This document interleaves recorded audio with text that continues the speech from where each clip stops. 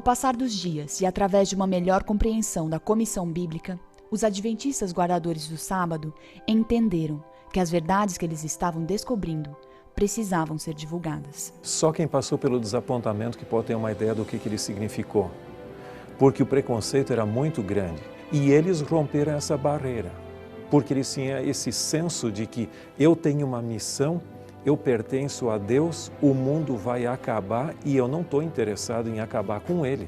Eu quero estar comprometido com Deus e sua palavra. They were looking, however, for something more than just newness. They actually wanted to be part of a New Testament-style church. The great burden of many of these religious groups was to go back to the first century, the primitive church, as they called it. And various expressions of that primitive church were springing up. Adventism had this same strong impulse. How do we bring back biblical Christianity? Before centuries of tradition and culture got layered on top of it, what did biblical Christianity look like? What were its practices? Most importantly, what did it believe? What did Jesus teach? Seguindo o exemplo de Jesus, que dedicava tempo para ensinar, eles desenvolveram métodos para estudar a Bíblia e compartilhar o que encontravam. Um desses meios foi a escola sabatina, que começou antes mesmo da organização formal da igreja. When Millerism first began, Sabbath schools were being conducted in Protestant churches, Baptist, Methodist, others of that nature, to help children, again, who were not in school. They called them Sabbath schools, even though they worshiped on Sunday. In the 19th century, many of the Protestant churches did that. Over the time, they changed to call it Sunday school. But anyway, when Millerism began in the 1820s to 30s and 40s, there was an interest in also beginning to help children. So when James White, in 1852, he thought it would be a good idea to write some Sabbath school lessons for children. And those first Sabbath school lessons that he wrote were for children and for youth, not for adults. He wrote 4 Sabbath school lessons, published for the first time in 1852 in the publication called The Youth Instructor. Of course, at the very center was the study of Scripture.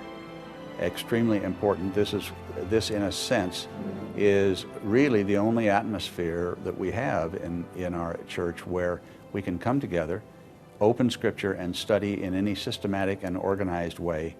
And so Bible study is at the very core of the goals for Sabbath school, but there are others.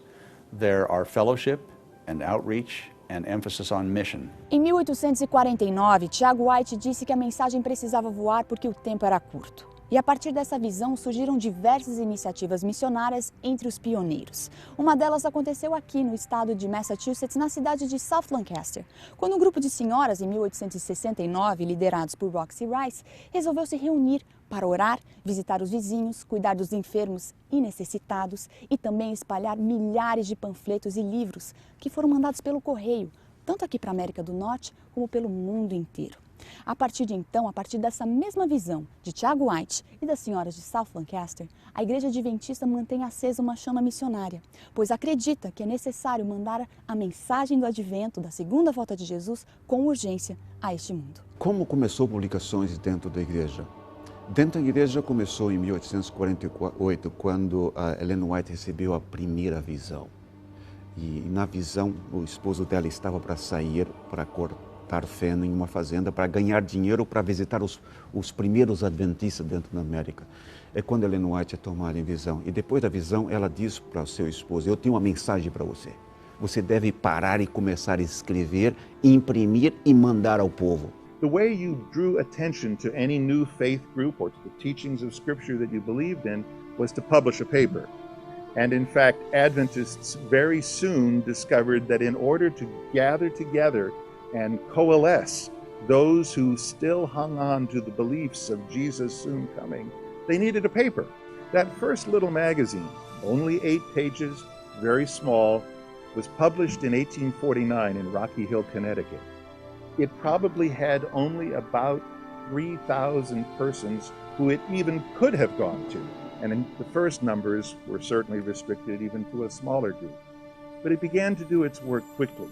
People began to see in this little magazine a place to express their faith, their hope, and their questions. Desde sua origem, a comunicação entre os adventistas serviu não apenas para informar, mas como uma maneira de manter a família unida. The Seventh-day Adventist Church is a global family.